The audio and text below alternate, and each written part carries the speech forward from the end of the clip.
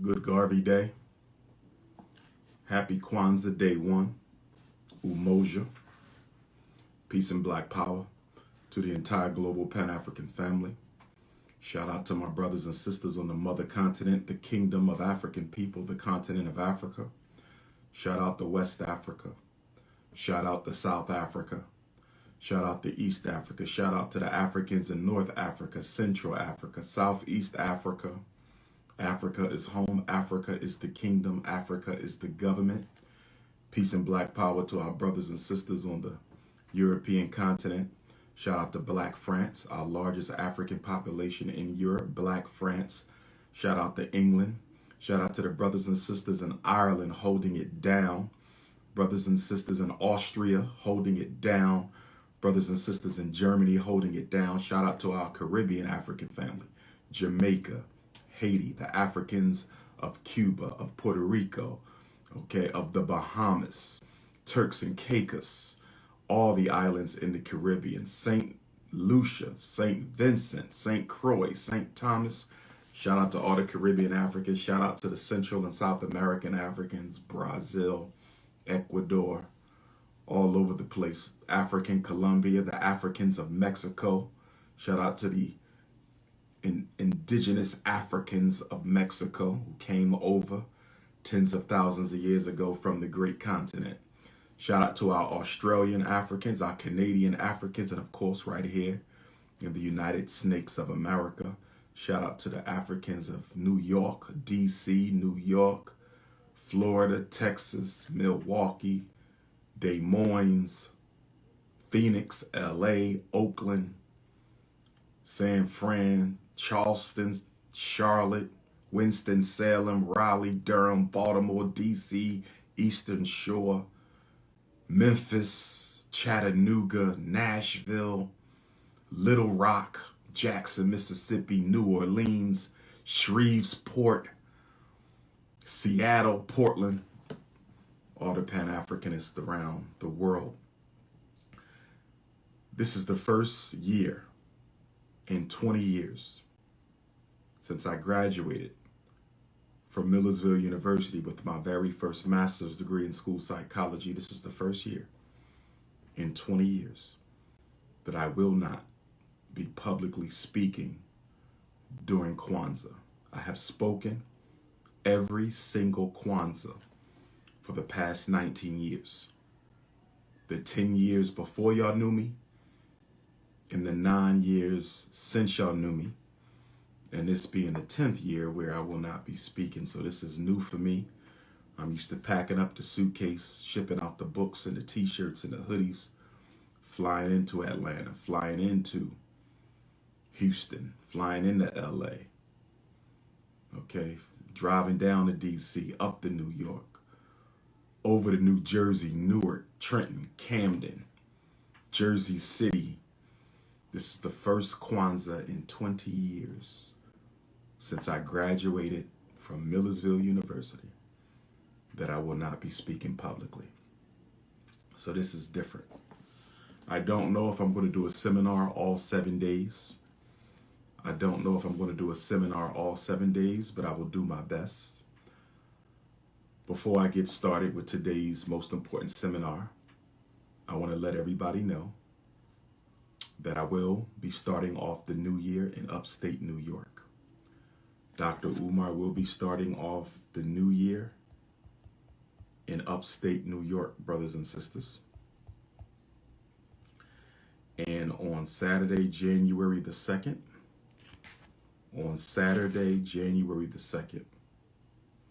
I will be having New York upstate book release in Rochester, Frederick Douglass City. We are starting the new year in Frederick Douglass City, where the great ancestor is resting with his wife and daughter, Queen Mother Anna Murray Douglass, and their daughter, Annie Douglass. And so I will be in Frederick Douglass City, starting the new year off with my great ancestor. And we will be in Rochester from 2 o'clock until 8 o'clock at Allah's Kitchen, owned by the good brother Knowledge, who represents the nation of God and Earth's the 5% nation. The brother invited me in to Allah's kitchen, the kitchen of the Lord, where we serve the Lord's food, brothers and sisters. Rochester, New York, upstate New York, come through Saturday, January the 2nd. Rochester, New York, Allah's kitchen, 24 Hinchy Road. 24 Hinchy Road, Saturday, January the 2nd, Frederick Douglass City, Rochester, New York. It's only right that I start off the new year in the city for whom our esteemed institution is named, the Frederick Douglass Marcus Garvey Academy. I need to start off right, visiting the grave of the big homie, visiting the grave of the greatest black leader to ever walk on American soil and the undisputed greatest black leader of the 19th century. If you can't make it to Rochester 1 week from today, if you can't make it to Rochester 1 week from today, I will see you in Buffalo, New York. I will see you in Buffalo, New York the very next day, Sunday, January the 3rd, in Buffalo, New York, at the Alfonso Rafi Green Jr. Center, 1423 Fillmore Avenue in Buffalo, New York, Sunday, January the 3rd. Buffalo, New York is infamous in the history of Pan-Africanism because it was in Buffalo, New York that two very important conferences took place.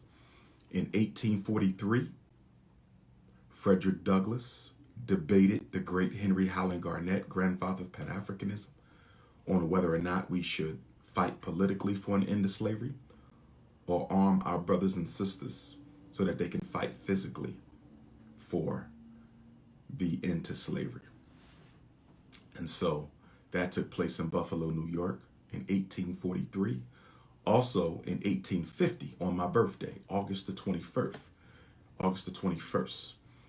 Okay, 19 years after the Nat Turner War, which also took place on August the 21st in Buffalo, New York, there was a fugitive slave law convention where abolitionists, black and white, came together in Buffalo, New York to strategize how they could destroy the new law that allows slave trackers to go into free states and snatch our ancestors back down into bondage.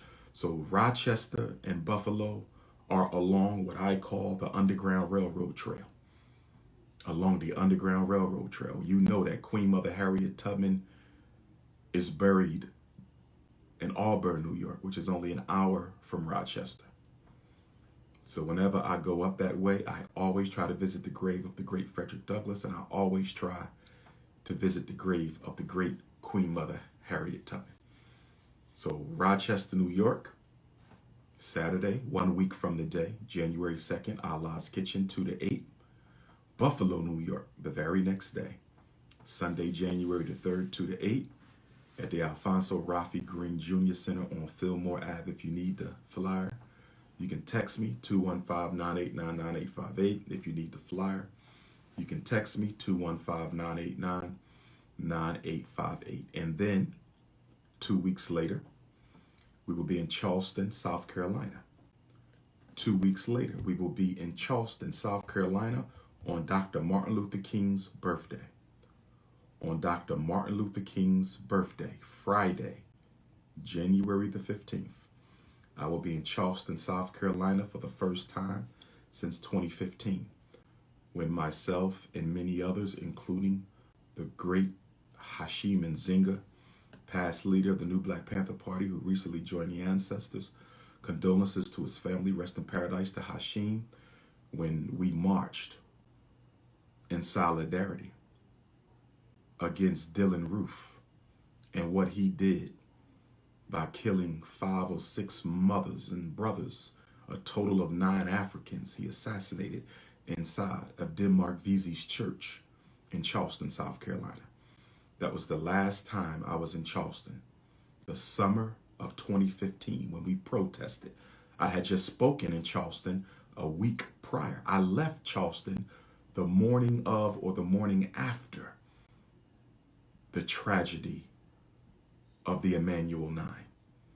So this is my first time coming back since then. I want to see you all in Goose Creek at the Diamonds Cut Barber Lounge.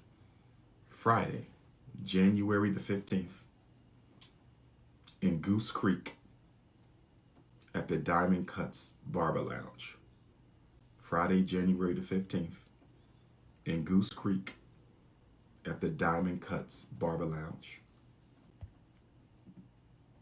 And then the next day, the very next day, Saturday the 16th, I will be in Macon, Georgia for the first time. Saturday the 16th, I will be in Macon, Georgia for the first time.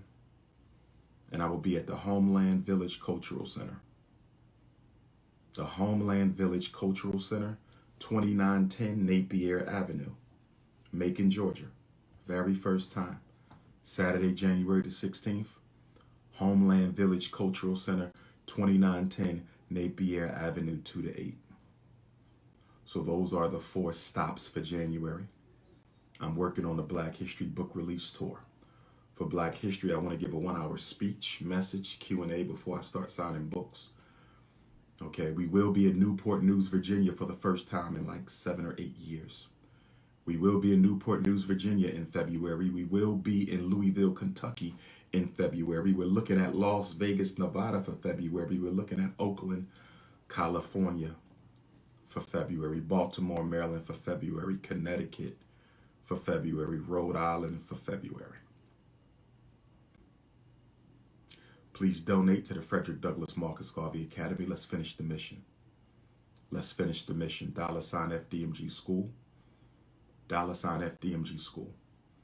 PayPal.me/FDMG Academy. PayPal.me/FDMG Academy. P.O. Box 9634, Wilmington, Delaware. P.O. Box 9634, Wilmington, Delaware, 19809. If you want to make a personal donation to Dr. Umar, not a school donation, but a personal donation to Dr. Umar, you can do that at $Dr. Umar Johnson, DRUMAR Johnson. You must spell the whole word because there is a fraudulent Dr. Umar account on Cash App. There's a fraudulent $FDMG account. You must make sure you're putting in the right information. For the school, it is $FDMG School. For Dr. Umar, it is $DRUMAR Johnson. You must have the entire name. Dr. Umar is a fraud page. So, let's get into today's message. I want to talk to Black parents and Black educators and Black advocates about the evolution of attention deficit hyperactivity disorder. I want to talk about the evolution of ADHD. This book that I'm holding right here, is the DSM-3. This is the old one. This book was published in 1987. This book was published by the American Psychiatric Association in 1987. This is the first time in this book that ADHD became known to the world. This book, DSM-3R, this is the first time in the history of American mental health that the diagnosis, the disorder, the mental illness, the disease of ADHD became known to the American public. 1987. This is the book. In 1980, DSM-2 gave us ADD, Attention Deficit Disorder. But in 1987, when this blue book with the yellow letters came out, when this book in my hand was published in 1987, ADD had now become ADHD. My premise for today's seminar, and I'm only going to keep you for an hour, my premise for today's seminar is that ADHD is a fraud. ADHD does not exist. ADHD was created so the medical companies could get rich off single-parented Black alpha male children. ADHD was invented by the drug companies so that they could get rich on single-parented African-American alpha male children. And my second premise is that as each edition of the DSM came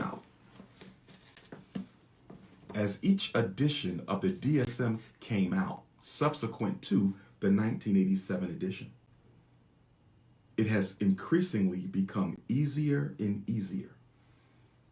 It has increasingly become easier and easier for psychiatrists, psychologists, social workers, counselors, doctors to diagnose our children with this disease, which cannot be proven to exist.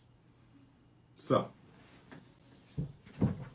let's look at the original definition of attention deficit hyperactivity disorder. Okay. So, page 49 of the DSM-3-TR 1987 American Psychiatric Association. It begins with disruptive behavior disorders. Disruptive behavior disorders. And it says this subclass of disorders is characterized by behavior that is socially disruptive and is often more distressing to others than to the people with the disorder. I want to repeat what I just said. I want to see if you have your thinking caps on, brothers and sisters. I want to repeat what I just said. Listen to this. This subclass of disorders is characterized by behavior that is socially disruptive and is more distressing to others than to the people with the disorder. Did you just hear what I just said? Did anybody pick up on the contradiction in what I just said? The very first sentence in the DSM-3 on disruptive behavior disorders. It just said that the person with the problem, your son, the person with the problem, your son, doesn't have a problem with being hyper or inattentive. It is the white teacher. It is the white teacher. It is the white teacher that has a problem with his energies levels. Do you understand? The black boy isn't hyper or inattentive. He has a natural level of God-given African energy. The black boy is not hyper or inattentive. He has a natural level of God-given African energy. This first sentence here just said that ADHD is not about helping your child. The first sentence just told you what this is all about. ADHD is not about helping your child. ADHD is about helping the white teacher who doesn't want to be bothered with your child. I just read it. ADHD is about helping the teacher who doesn't want to be bothered with your child. Let me read it again. This subclass of disorders is characterized by behavior that is socially disruptive and is often distressing to others, more distressing to others than to the people with the disorder. What have I always told you about child psychiatry and psychology? What have I always told you about child psychology and psychiatry? Children do not self-refer for medication. Children do not self-refer for evaluation. So if children do not self-refer for medication, and if children do not self-refer for an evaluation, what are they doing with evaluations and medications? If children don't go around asking to be tested, and if they don't go around asking to be drugged, who is doing this and why? Children are being medicated because the adults around them want them to be medicated. Children are being evaluated because the adults around them want them to be evaluated. not because anything is wrong with them, but because the adults don't want to be bothered with their natural energy levels. Let us continue. This subclass of disruptive behavior disorders includes ADHD, which is ain't no daddy at home disorder, oppositional defiant disorder, conduct disorder. Studies have indicated that in both clinical and community samples, the symptoms of these disorders co-vary to a high degree. What do they mean, brothers and sisters, when they say the symptoms of ADHD, conduct disorder, and oppositional defiant disorder co-vary? What do they mean when they say the symptoms of the three disruptive behavior disorders co-vary? It means that there is a lot of overlap. It means that there is a lot of overlap in the symptomatology that distinguishes between ADHD, conduct disorder, and ODD. Now, why do they co-vary? Why does ADHD, conduct disorder, and oppositional defiant disorder, why do they co-vary so much? The reason they co-vary so much is because they're really three faces of the same scam. The reason ADHD, conduct disorder, and ODD co-vary so much is because they're really three faces of the same scam. So the way that the American Psychiatric Association set this up with the drug companies is if we don't get them on ADHD, let's create something else where we can get them on conduct disorder. And if we can't get them on conduct disorder, let's create something else where we get them on oppositional defiant disorder. It's like when you go to court. You go to court and the prosecutor can't get you on one thing, so the prosecutor pulls up another law. And if the prosecutor can't get you on that law, then the prosecutor pulls you up on another law. They do the same thing to our children in mental health. They do the same thing to our children in mental health. They do the same thing to our children in mental health. ADHD, conduct disorder, and ODD are three faces of the same mental health scam. Now, this book was published in 1987. This book was published in 1987. Towards the end of the first decade of the mass incarceration of Black fathers. This book was published towards the end of the first decade of the mass incarceration of Black fathers, 1980. This book was published 7 years into the 1980s, the decade where the CIA, Cocaine Import Agency, Crack Import Agency, the CIA, brought dope into the Black community to neutralize the liberation struggle. Cocaine was brought into the Black community by the CIA to neutralize the Black liberation struggle. Cocaine was the great neutralizer of the Black community. They had to fight us in the 50s. They had to fight us in the 60s. They had to fight us in the 70s. In the 80s, they said, we're not dealing with this no more. We're going to flood the Black community with dope. We're going to turn the Negroes against each other. Everybody going to be using it or selling it. We're going to neutralize the Black power struggle once and for all. And you haven't had a major, serious struggle that can be measured with progressive gains. I'm not talking a bunch of speeches. You haven't had a true, serious political, economic struggle for Black people ever since the chemical war against the Black community. They neutralized us. They neutralized us. And what I want you all to understand is the same time that they dropped the crack off, they dropped the Ritalin off. Same decade they dropped the crack off, they dropped the Ritalin off. Same decade they started doping up our fathers and mothers. They started doping up our boys and girls. I'm giving you facts. I'm giving you the facts. Let us read. The symptoms of these disorders co-vary to a high degree.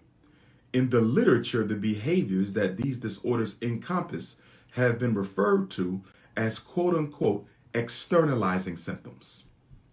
Externalizing symptoms. Externalizing. Externalizing means other people see them as a problem. Externalizing. Other people see them as a problem. There's no black boy that has a problem with his energy level. Have you ever met a black boy in your life? Have you ever met a Afro-Latino, for the Latinos who identify as African? Because I'm only about Africans. I'm only about Africans. You have never met an African or African Latino boy who has ever said, I have too much energy. Who has ever heard one of our young princes? Who has ever heard one of our sons say, Mommy, I have too much energy. Daddy, I have too much energy. Can I have some drugs? Who has ever heard a child say that? You have never heard a child say that in your life, because no boy has a problem with the way God made him. None of our sons have an issue with the way that they were designed by universal technology. The universal technology of the African male child is there to represent and manifest the masculine principle of supreme consciousness.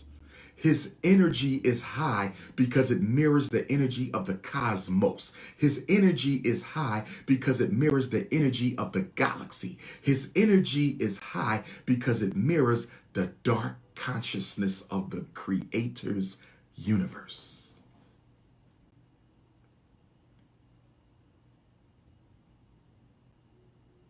This is why we're building the Frederick Douglass Marcus Garvey Academy. This is why we're building the Frederick Douglass Marcus Garvey Academy. This is why we must build and support all the independent African schools, real schools that exist. And this is why we must support our home schools as a temporary intervention. But in the long scheme of things, we need concrete, massive, intellectual insurrection academy. Not a school, an intellectual insurrection academy. Not a school, an intellectual insurrection academy. We have to crack the Caucasian consciousness that is suffocating the genius of the African psyche. We have to crack, tear away, break off the Caucasian consciousness that is suffocating the African genius. That's what we must do. That is what we must do. An intellectual insurrection academy. That is what we must build. Intellectual insurrection, and I am the leader of it. I am the Minister of Education for the African race. I am the Minister of Mental Health for African children globally. That is what I am. What they do to any of us, they do to all of us. It's the same thing in the UK. It's the same thing in South Africa. It's the same thing in the Caribbean islands. It's the same thing in Canada. It's the same thing in Australia. Yes, yes, yes, yes, yes.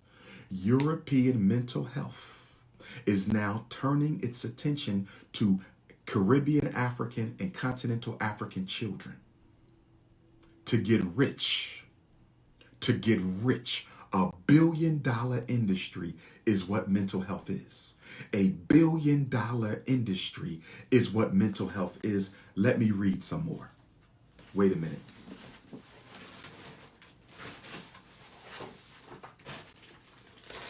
I need an incense.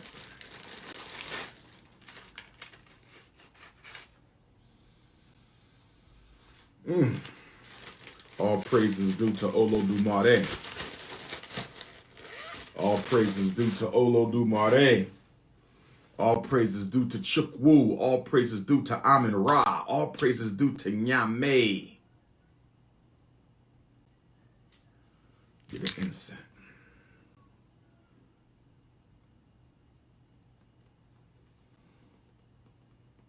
First day of Kwanzaa. Umoja, we need unity. Umoja, we need unity. Umoja, we need unity. Umoja, we need unity. Umoja, we need unity. Umoja, we need unity. The purpose of the Frederick Douglass and Marcus Garvey Academy is to build a collective consciousness amongst the next generation of African alpha male children so they will automatically be unified. I say we are psychologically engineering our boys for a unification of liberation. We are psychologically engineering our boys for a unification of liberation. Ashe.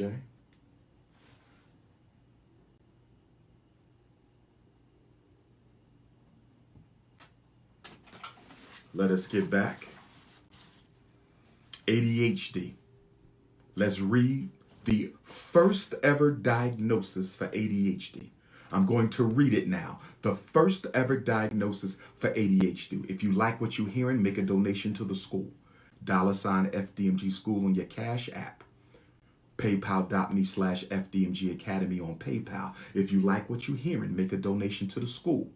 $ FDMG School on your Cash App. PayPal.me/FDMG Academy.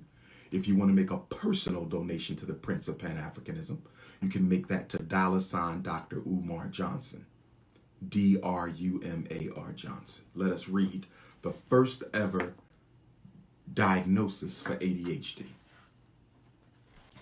The essential features of this disorder are developmentally inappropriate degrees of inattention, impulsiveness, and hyperactivity.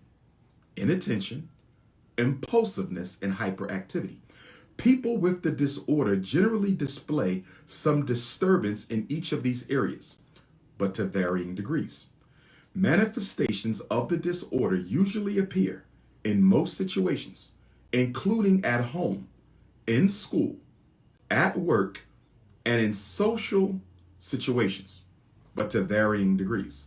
Some people, however, show signs of the disorder in only one setting, such as at home or at school. Stop. Stop right there.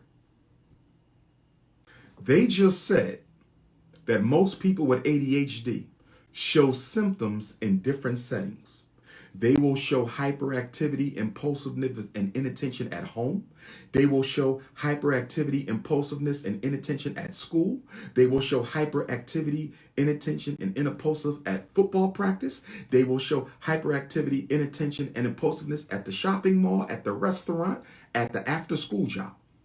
But then they come right back and says, some people, however, show signs of the disorder in only one setting. Pay attention, brothers and sisters. I'm showing you the contradictions, the lies.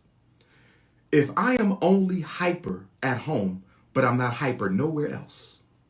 If I am only hyper in my classroom and I'm not hyper anywhere else. If I'm only hyper when I'm with my mom, but I'm never hyper with my dad.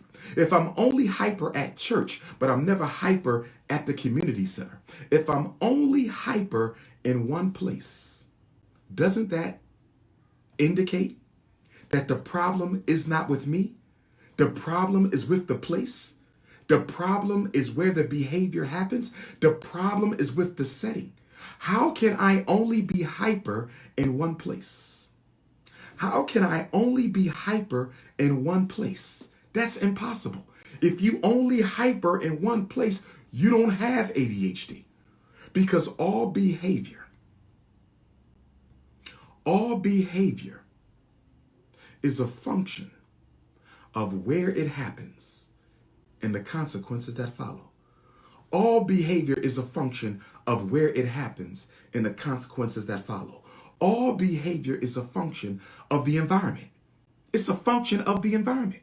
So if your son is only hyper in one environment, if your son is only hyper in English class, but he's not hyper in science class, he's not hyper in math class, he's not hyper in history, he's only hyper in English, he don't have ADHD.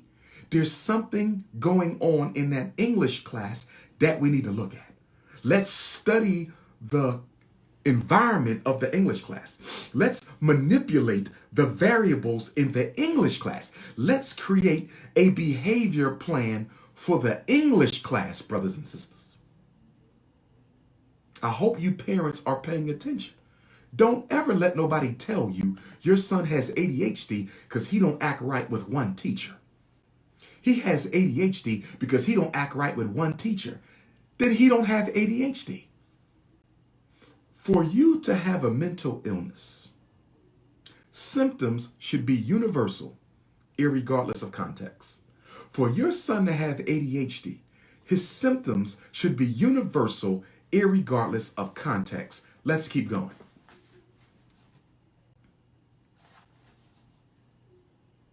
Symptoms typically worsen in situations requiring sustained attention. Pay attention to this. Symptoms typically worsen in situations requiring sustained attention, such as listening to the teacher in the classroom, attending meetings, or doing class assignments or chores at home. Pay attention, brothers and sisters. Let's go back over this.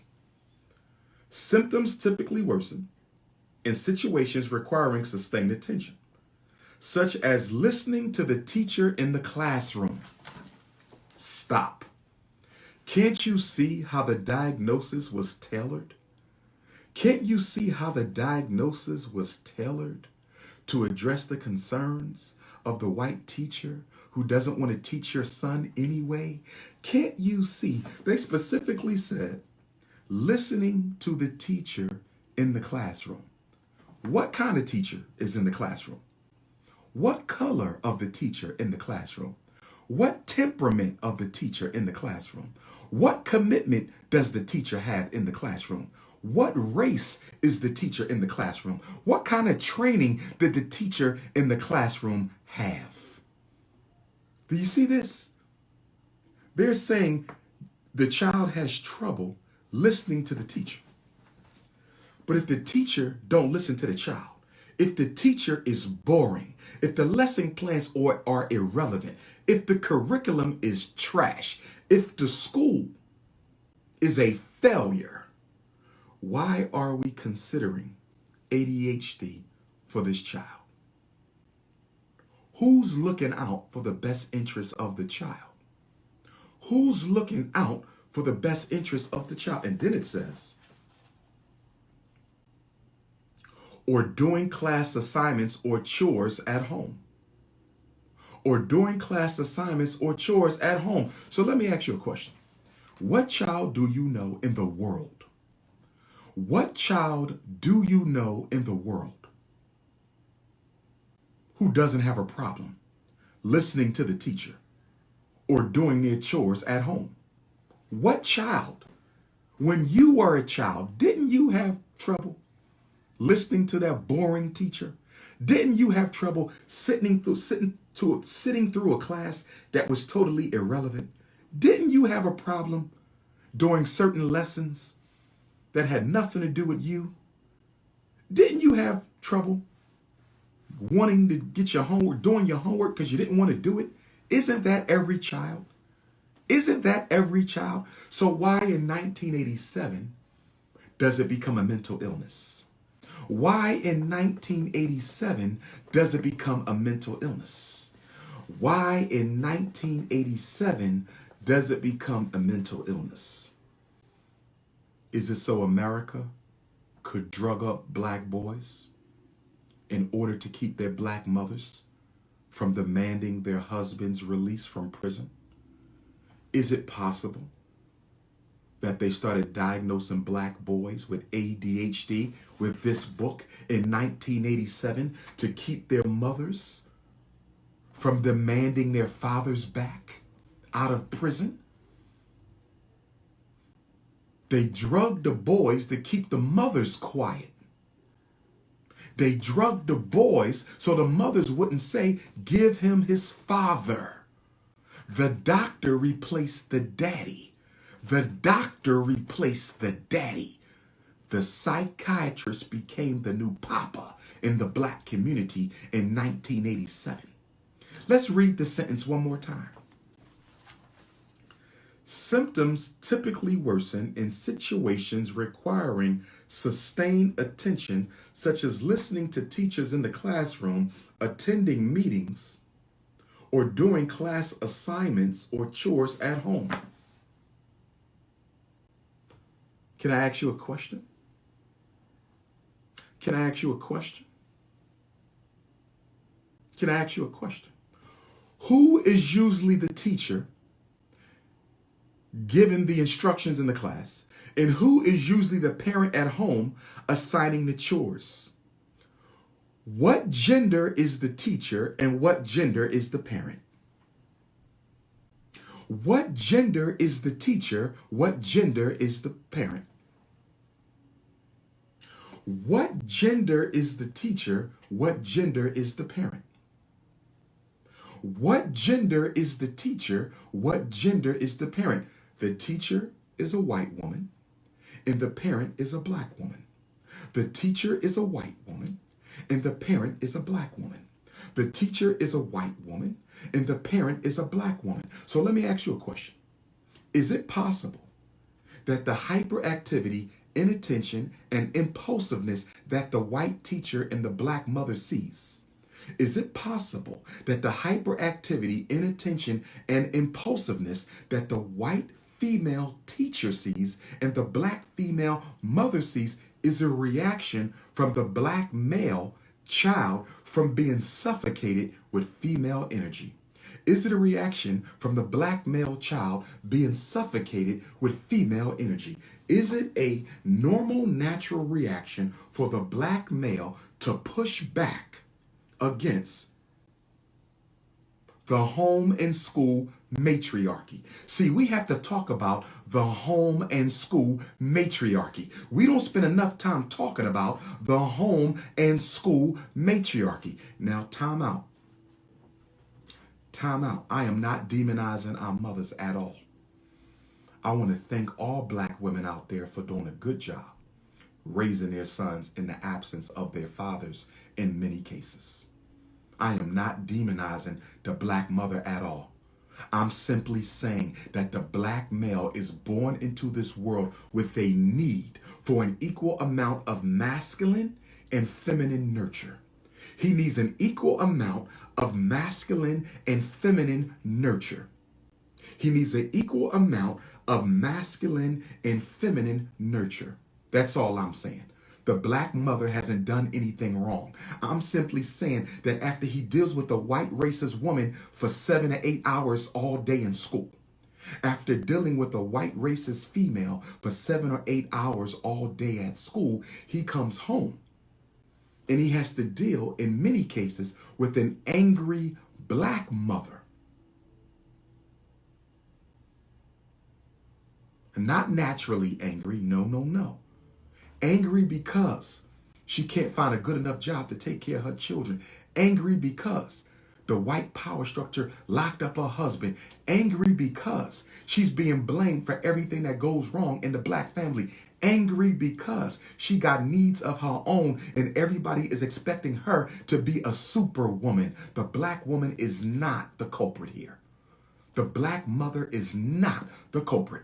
I'm simply saying that the homeschool matriarchy, in the absence of any masculine energy, the homeschool matriarchy, in the absence of masculine energy, can be a very psychologically oppressive reality for the black male child. Do my mothers understand where I'm coming from? I'm not blaming you. Do my mothers understand where I'm coming from? I'm not blaming you. Do the mothers understand what I'm talking about? I'm not blaming you at all. Okay? I'm not blaming you, sisters. I'm simply saying your son is dealing with a woman at school, a woman at home. That's a homeschool matriarchy. His whole life is controlled by women from birth until he goes to jail. And that's when the warden takes over. Your son's life is controlled from birth until he goes to jail by women. The black man doesn't encounter a man until he gets in trouble with the law, goes to court, or goes to jail. The black male rarely encounters a man, a real man, until he gets locked up, goes to jail, sees the judge, or runs into the warden. The only time a black man, a black boy, the only time a black boy who doesn't have his father at home, the only time a black boy who doesn't have his father at home can get some real black male attention, the only time a black boy who doesn't have his father at home can get some real black male alpha attention is he got to be an athlete.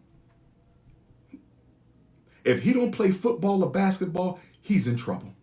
If your son don't play football or basketball, he's in trouble. And I got a problem with that. Dr. Ifa Tunde has a problem with that. The Prince of Pan-Africanism has a problem with that. You mean to tell me that the only way black boys can get some black alpha male attention is he got to be a football player or a basketball player? That's sad. That is sad. That is sad. You mean to tell me we got a church on every corner? And in some hoods, we got two churches on every corner. We got a church on every corner. And in some hoods, we got two churches on every corner. And you mean to tell me that the only way a black boy can get some alpha male attention is if he plays football or basketball? That's a damn shame, and I blame black men for that. That's a damn shame, and I blame black men for that. That's a damn shame, and I blame black men for that. We see our sons being crushed under a homeschool matriarchy. We see our black sons being crushed under a homeschool matriarchy. And we're not going to do nothing about it unless he plays football or basketball. I'm telling you, this ADHD is nothing but ain't no daddy at home disorder. I'm telling you that ADHD ain't nothing but ain't no daddy at home disorder. I'm telling you that this is a scam and a fraud. It is nothing but the black male being hyper, inattentive, oppositional, and impulsive because he wants his father. He wants a man. That's all he wants. And we took the natural need of a black boy to want a father, and we turned it into a damn disease so the drug companies in Wall Street can get rich. These are the facts. Absolutely. Social engineering. Social engineering for self-destruction. Social engineering for self-destruction. Social engineering for self-destruction. Let me read a little more. And by the way, brothers and sisters, Dr. Umar Johnson will be in Rochester, New York, next Saturday, January the 2nd at Allah's Kitchen for the Black Parent Advocate book release. And my book is about as thick as this book. My book is as thick as this book. My book is as thick as this book. This is Rocky, and Black Parent Advocate is Apollo Creed. This is Rocky, and Black Parent Advocate is Apollo Creed. The DSM is Rocky, and Black Parent Advocate is Apollo Creed. My book is just as thick as this book. I'm ready for war. My book is just as thick as this book. I'm ready for war. Frederick Douglass City, Rochester, New York, Saturday, January the 2nd. Buffalo, New York, Sunday, January the 3rd. Charleston, South Carolina, Dr. King's birthday, Friday, January the 15th. Macon, Georgia for the first time. Macon, Georgia for the first time, Saturday, January the 16th. Let us continue. Signs of the disorder. I'm reading. Signs of the disorder may be minimal or absent when the person is receiving frequent reinforcement or very strict control, or is in a novel setting or a one-to-one situation. For example, being examined in the clinician's office or interacting with a video game. Did y'all just hear that? Y'all didn't just hear what I just read. I'm going to read it again. Did y'all hear what I just read? I'm going to read it again and break it down. I hope you heard the bull crap. I hope you heard the nonsense that I just read. Let me read it again. Signs of the disorder may be minimal or absent when the person is receiving frequent reinforcement or very strict control, or is in a novel setting or a one-to-one situation, such as being examined in a clinician's office or interacting with a video game. Can I ask you guys a question? If the disorder is absent, when the kid is receiving reinforcement, which is called behavioral management, if there are no symptoms of ADHD, when the child is receiving reinforcement, that's consequences and rewards. If there's no ADHD, when the child is receiving behavioral therapy, why do you have to diagnose them then? Why do you have to give them medicine? Why not continue? They just told you right in the words. They just told you that ADHD don't exist if the child is receiving appropriate consequences and rewards. Did y'all hear what I just read, brothers and sisters? Did y'all hear what I just read, brothers and sisters? They just admitted right here in the first book to use ADHD as a diagnosis, they admitted that if it doesn't show up when the child is getting consequences and rewards, because all children should get a reward and consequence system, it's called classroom management. It's called behavior management. It's called behavior therapy. They just said that you won't see the symptoms if they get reinforcement. So if you don't see ADHD when the child is getting reinforced, if you don't see ADHD when the child is getting reinforced, what do we need a diagnosis for? What do we need medication for? They just exposed the hypocrisy of the whole diagnosis in one sentence. They just exposed the hypocrisy of the whole diagnosis in one sentence. Let us continue. And let me say this. Brothers and sisters, the IRS is giving you guys a special $300 tax credit that you can use to donate to any nonprofit before the year is out. You can claim $300 as a donation on your tax return for 2020. If you don't believe me, go to the IRS webpage. You can claim a special one-time $300 donation to a tax-exempt organization on your taxes, and you don't have to itemize it. So I'm asking everybody who's watching this first day of Kwanzaa seminar on the evolution of ADHD to donate $300 to the school before New Year's Day. Go to PayPal, go to CASHAPP, or mail it in. Check or money order before January the 1st. Make sure the check or money order is before January the 1st. And mail it to the FDMG Academy. P.O. Box 9634, Wilmington, Delaware. P.O. Box 9634, Wilmington, Delaware, 19809. I would hate to oblige ignorance on such a beautiful day, but for the sake of clarity, I will. If there's anybody out there who can produce clear evidence that they donated to the Frederick Douglass and Marcus Garvey Academy, or what would become the Frederick Douglass Marcus Garvey Academy, or what was called the Dr. Umar School for Boys, if you can prove that you donated to this school effort before I collected my first donation in for St. Paul's when I was in St. Louis in the spring of 2014, please produce your evidence. I am tired of people lying, claiming that they donated to the school effort when I never accepted a single donation ever in my life before the St. Louis collection in 2014. All you have to do is prove your accusation. I'm here. Prove your accusation. You can't prove it because you know it's a lie.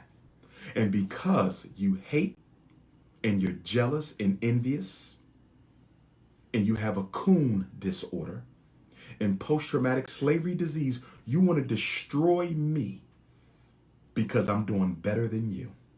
We have a bad problem in the Black community when so many of our own want to destroy anybody who's doing better than them. It is sad that you can go on YouTube any day of the week and find 10 brand new Dr. Umar slander videos, all done by people who I am doing better than. If I'm doing better than you, it's not my fault. You could do better for yourself if you stop worrying about another man. We have a crisis of beta males stalking alpha males on YouTube. We have a crisis of beta males stalking alpha males on YouTube. We have a crisis of beta males stalking alpha males on YouTube. Let me get back to the seminar. We have 10 seconds on Instagram, and I'm going to restart Instagram. We have 10 seconds on Instagram. Facebook, stay